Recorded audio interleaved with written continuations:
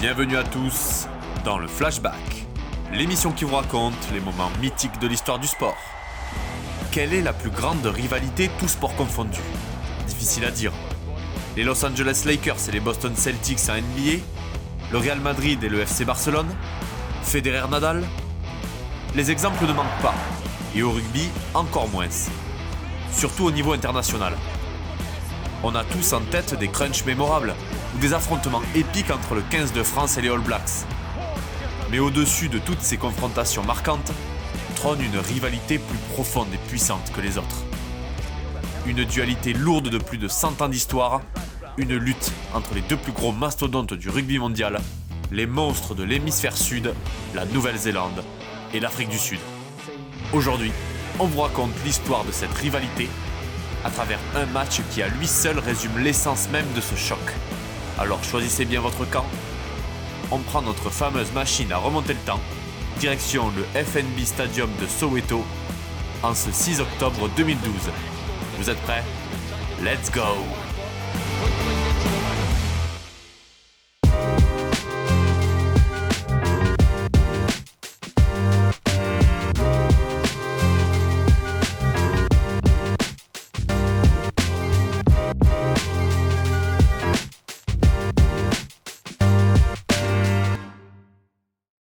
Avant d'aller plus loin, il faut que je te parle de la dernière pépite du French Flair, notre livre « Le rugby c'est quoi ?» Ne cherche pas plus loin, ton cadeau de Noël est tout trouvé. Dans « Le rugby c'est quoi ?» on revient sur les actions mythiques et les légendes qui ont fait notre sport. Que tu sois fan du rugby à l'ancienne ou que tu suives seulement les exploits d'Antoine Dupont, tu vas y trouver ton bonheur. Expert ou amateur, peu importe. C'est toute l'histoire de l'Ovalie qui est abordée à travers chaque compartiment du jeu, saupoudrée d'anecdotes croustillantes et sublimé par de magnifiques illustrations originales. Alors pas de ça entre nous, tu peux directement commander le livre en description, c'est la meilleure manière d'aider le French Flair, alors je compte sur toi. Pour cette dernière journée de Rugby Championship, la Nouvelle-Zélande et l'Afrique du Sud se retrouvent pour une énième fois. Cet affrontement, c'est le classique parmi les classiques. En 2023, on dénombre pas moins de 106 matchs joués entre les deux nations, pour un bilan de 62 victoires kiwis, 4 matchs nuls et 40 victoires sudaf. Les deux sélections pèsent également 7 Coupes du Monde en cumulé, ainsi qu'une constellation de légendes à en donner le vertige. À elles deux, elles se partagent quasiment toujours la tête du classement IRB, avec une outrageuse domination Blacks. Bref, ce sont les deux plus grandes nations du rugby mondial. Et même si la Nouvelle-Zélande paraît un cran au-dessus en termes d'aura et de palmarès, l'Afrique du Sud demeure son ennemi la plus redoutable. Les Springboks restent la sélection avec le plus faible pourcentage de défaites face aux Kiwis. En d'autres termes, l'Afrique du Sud est la seule nation capable de rivaliser sur la durée avec la Nouvelle-Zélande.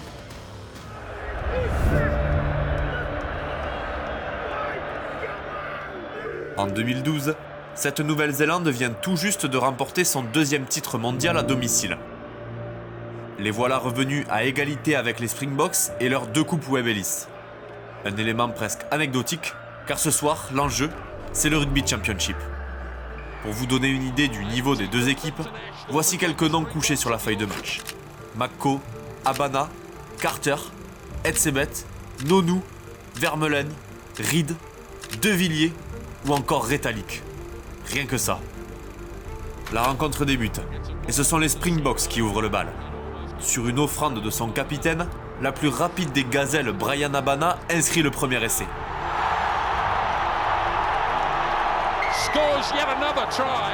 À 10-0 à l'approche de la demi-heure de jeu, les All Blacks répondent enfin. Whitelock, complètement aux fraises sur le premier essai, fait parler sa puissance pour réduire la marque. Pop the pass up to Reed. Now Whitelock puts his foot down. Close. There. Sam Whitelock. Tremendous. Ça y est, la machine infernale est lancée. Quelques minutes plus tard, sur une formidable action collective, le jeune Aaron Smith plonge près des perches. Quelle action! Et surtout quel geste du grand Dan Carter, chirurgical dans le jeu, comme sur le tee.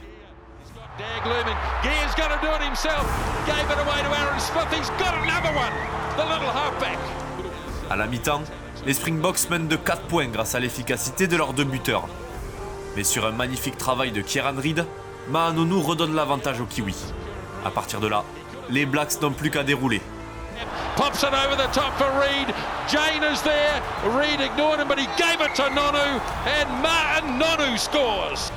La bande de Richie Mako s'impose 32-16 et remporte un nouveau Rugby Championship. Que ce soit sous la formule Tri-Nation ou sous le Rugby Championship, les All Blacks dominent outrageusement ce tournoi annuel. En 28 éditions, la Nouvelle-Zélande s'est imposée 20 fois pour seulement 4 trophées glanés par le rival Springbok. Entre ces deux superpuissances du rugby, c'est une relation amour-haine, celle qu'on porte à son plus grand rival, à son meilleur ennemi. Mais si aujourd'hui, la rivalité est saine et purement sportive, ça n'a pas toujours été le cas. En 102 ans d'histoire, il s'en est passé des choses.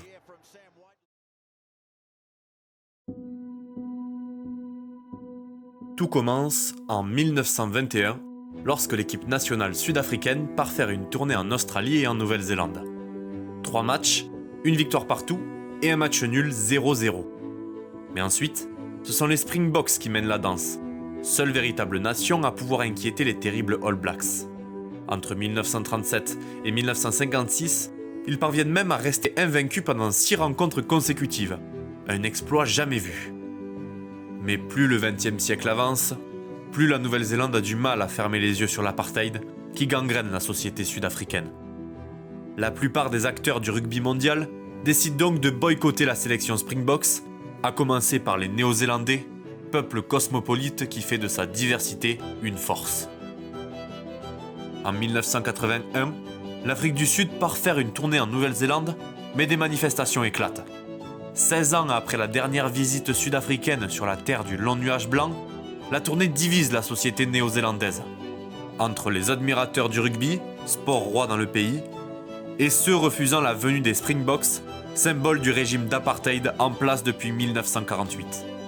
Une invitation qui divise jusqu'au sein de l'équipe néo-zélandaise. Le capitaine de l'époque, Graham Murray, et le centre Bruce Robertson refusent d'ailleurs d'affronter les Sud-Africains pour des raisons politiques. Les manifestants parviennent même à faire annuler un match en envahissant la pelouse. Pour l'ultime rencontre de la tournée, des barbelés sont déroulés autour du stade, des bombes de farine sont bombardées par avion ainsi que des hameçons. Finalement, le match se joue et les Néo-Zélandais arrachent la victoire.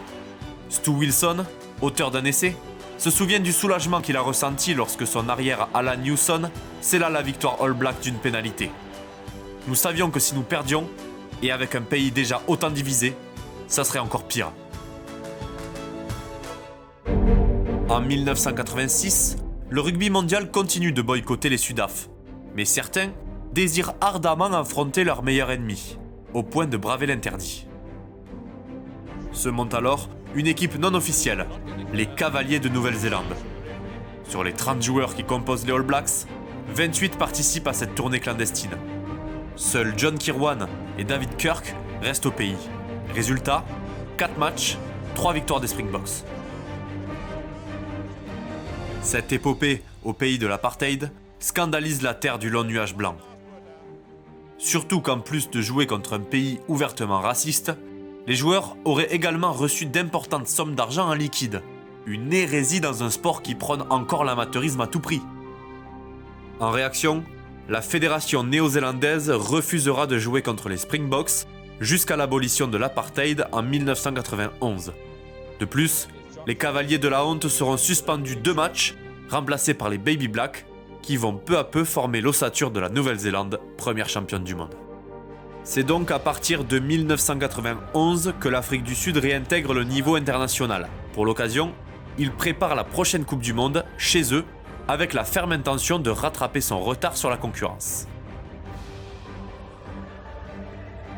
Évidemment, une telle rivalité prend une toute autre dimension dans la plus belle des compétitions.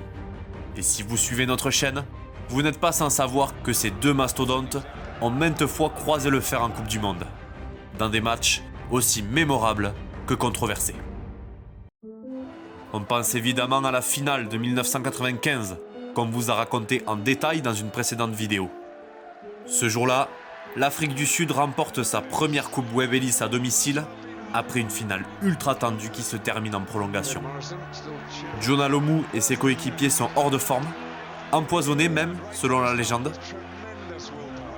Sans briller, la nation arc-en-ciel prend tout de même une petite avance sur sa rivale. 4 ans plus tard, en 1999, rebelote lors du match pour la 3e place.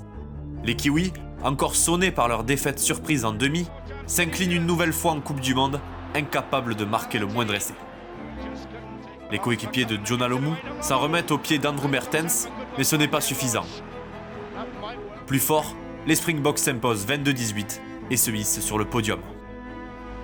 Si les Springboks prennent le meilleur sur leurs rivaux sur la plus grande scène du monde, la musique s'avère bien différente au niveau de l'hémisphère sud. Depuis la création du Tri-Nation en 1996, la nation arc-en-ciel n'a jamais réussi à y battre les Blacks. Il faut attendre le tournoi de 2004, soit 8 longues années, pour voir les Springboks conjurer le mauvais sort et remporter ne serait-ce qu'une rencontre. Et même en test match, ce n'est pas une mince affaire. Mais quand ça arrive, c'est souvent au terme de chocs légendaires.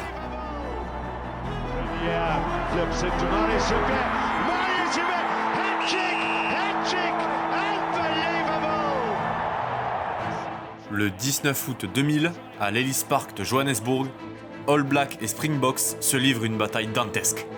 D'entrée, les Sudaf aplatissent par 2 fois avant d'encaisser un superbe essai en solitaire de Tana Umaga.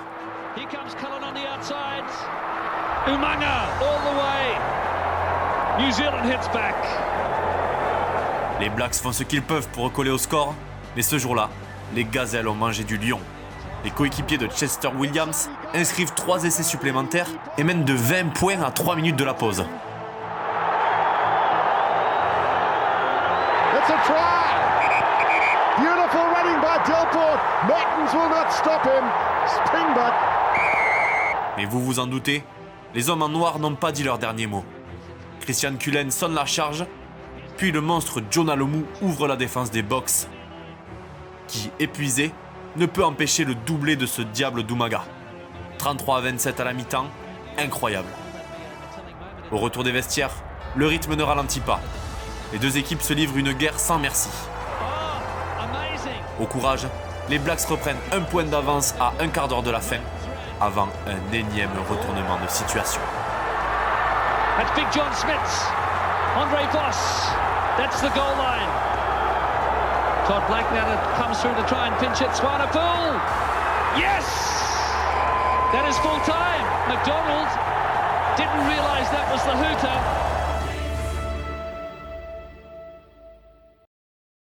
En 2003, les mastodontes sont entre 2 générations. Et les Néo-Z en profitent pour enfin briser la malédiction en quart de finale de la plus belle des compétitions. Leur dernier affrontement avant un long moment. Il faudra attendre 2015 pour voir un 4e Nouvelle-Zélande-Afrique du Sud en Coupe du Monde. Entre-temps, chacun a ajouté une coupe Webb Ellis dans sa précieuse armoire à trophées. À Twickenham, c'est un ticket pour un 3e sacre qui se joue. Mais la formation All Blacks est peut-être l'une des meilleures équipes de l'histoire. Depuis sa victoire en 2011, elle est imprenable, intouchable, invincible. Même sa plus grande rivale ne peut la faire tomber et l'empêcher d'aller décrocher sa 3e couronne.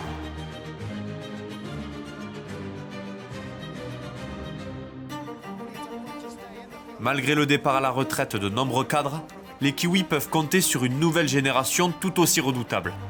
Alors que de l'autre côté, l'après-Coupe du Monde 2015 est un enfer pour les Sud-Africains.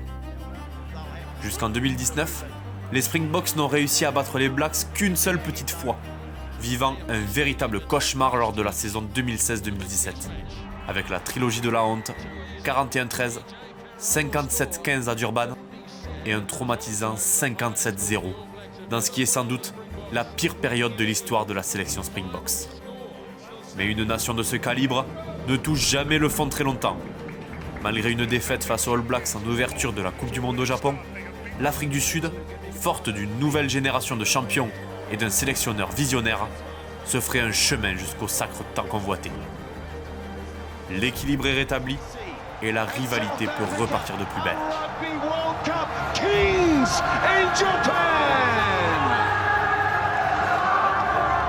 À partir de là, les deux superpuissances se neutralisent parfaitement. Entre la fin du mondial japonais et le début de la Coupe du Monde 2023, chaque équipe compte 3 victoires sur sa rivale. Évidemment, vous connaissez la suite. Une Afrique du Sud vieillissante et une Nouvelle-Zélande en crise font la loi dans l'Hexagone et montent en puissance tout au long de la compétition. Voilà les deux plus grandes nations du rugby en finale de la plus prestigieuse des compétitions. La domination entre les deux titans est telle que depuis 2003, soit 20 longues années, personne n'a su s'emparer du titre suprême. À L2, ces nations pèsent 6 Coupes du Monde. Il est temps de savoir qui prendra enfin le dessus.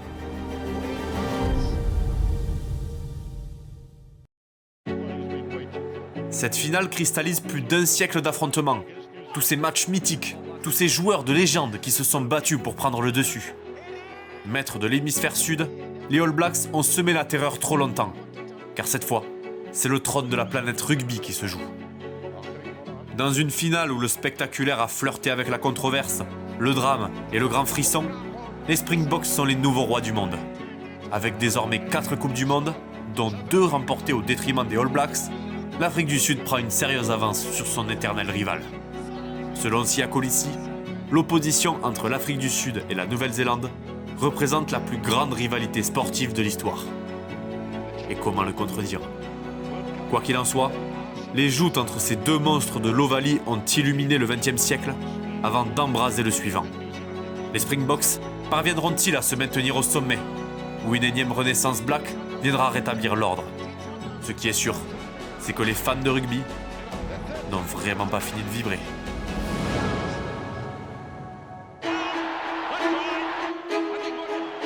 Craig Green gonna score. No, he hasn't. Is it a try? They're trying to go someone different. Career waiting for it. Points. South Africa beating New Zealand.